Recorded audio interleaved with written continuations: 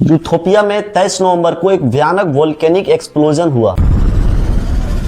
लगभग 12,000 साल के रिकॉर्डेड हिस्ट्री में पहली बार हाईली गुबी वोल्केनिक फटा।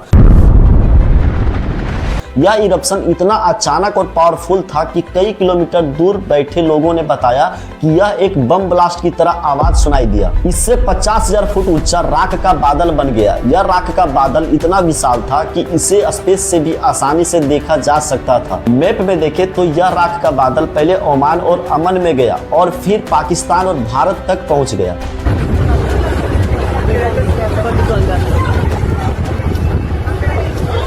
इसकी वजह से दिल्ली में कई फ्लाइट कैंसिल करनी पड़ी। राख के बादलों के पास फ्लाइट ऑपरेशन बेहद खतरनाक होता है। इन राख के बादलों में रॉक्स के टुकड़े, ग्लास पार्टिकल्स और क्रिस्टल शामिल होते हैं। अगर ये किसी भी एयरक्राफ्ट के इंजन में चले जाए तो इंजन बंद हो सकता है। इसके अलावा ये एयरक्राफ्ट के ग्लास पर रेजर ब्लेड की तरह काम करता है। अगर कॉकपिट विंडो इसके संपर्क में आए तो राख के बादल सैंड पेपर की तरह घिस देगा और ग्लास इतने स्क्रैच हो जाएंगे कि पायलट को आगे नहीं दिखेगा। भारत के अलावा मिडिल ईस्ट में भी कई फ्लाइट कैंसिल की गई। यह राख का बादल चीन और म्यांमार की ओर धीरे धीरे बढ़ रहा था। यह वोल्केनिक इरप्शन इतना पावरफुल था कि इसकी आवाज 190 किलोमीटर दूर के शहरों तक सुनाई दी। पड़ोसी देश जिबूती में अर्थक्वेक का झटका महसूस किया गया। लगभग 28 किलोमीटर दूर यूथोपिया के अफडेरा रीजन में कई गांव पूरी तरह राख से ढक गए। लेकिन अच्छी खबर यह है कि इस घटना में कोई भी ह्यूमन लॉस नहीं हुआ, क्योंकि वोल्केनो के पास कोई नहीं रहता था। यह एक रोमेट प्लेस है। दरअसल यह एरिया दुनिया की सबसे गर्म जगह मानी जाती है। इसे दाना किल डिप्रेशन कहा जाता है। यह एरिया सी लेवल से नीचे है।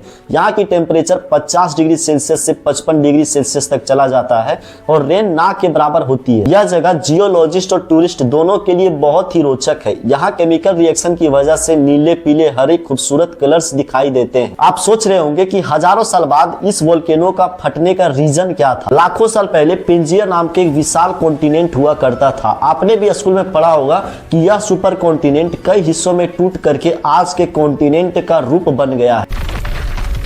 अफ्रीकी रीजन की बात करें तो किसी समय अफ्रीकी और अरेबियन टेक्टोनिक प्लेट जुड़ी हुई थी। वे धीरे धीरे अलग हुए और उसके बीच बने रिफ्ट, रेड सी और गल्फ ऑफ एडन। अभी अफ्रीकी प्लेट एक बार फिर से दो हिस्सों में बट रही है, Nubian plate, Somali plate. Ethiopia में जहां हाईली गुबी वोल्केनो है वहां तीनों प्लेट मिलती है, न्यूबियन प्लेट, सोमाली प्लेट और अरबियन प्लेट। ये तीनों प्लेट धीरे धीरे एक दूसरे से दूर हो रहे हैं। इसे अफर रिफ्ट कहते हैं। यह बड़ा ईस्ट अफ्रीकन रिफ्ट का हिस्सा है। जियोलॉजिस्ट ने अफ्रीकी कॉन्टिनेंट पर 6000 किलोमीटर की एक लंबी लाइन देखी है, जो रेड सी से होते हुए यूथोपिया, तंजानिया, मालवीया, केन्या और मोजाम्बिक से गुजरती है। यह वही रिफ्ट है जो अफ्रीकी कॉन्टिनेंट को दो हिस्सों में बांट देगा। लेकिन जब मैं फ्यूचर की बात करता हूं तो यह जियोलॉजिकल टाइम स्केल है। साइंटिस्ट का मानना है कि कॉन्टिनेंट को पूरी तरह से टूटने में 5 से 7 मिलियन ईयर लगेंगे। ये दोनों प्लेट 2 से 5 सेंटीमीटर पर ईयर की रेट से दूर हो रहे हैं, यानी उतना ही स्पीड से जितने स्पीड से आपके नेल बढ़ते हैं। ईस्ट अफ्रीकन रिफ्ट सिस्टम पर कई वोल्केनोज और माउंटेन है, जैसे mountain Kilimanjaro, mountain Kenya, Elta अले।